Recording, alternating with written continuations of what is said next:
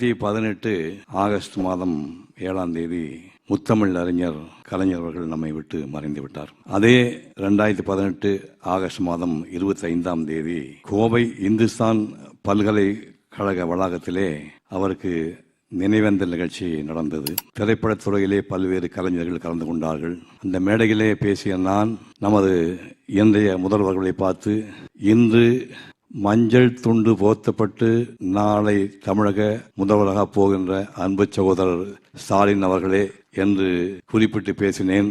அந்த வாழ்த்து பொய்யாகவில்லை. அடுத்து 3 ஆண்டுக்குள்ளே 2021 ஏப்ரல் 7ஆம் தேதி இதோ இந்த முதல்வராக நம்முடைய வந்து அமர்ந்திருக்கின்றார்.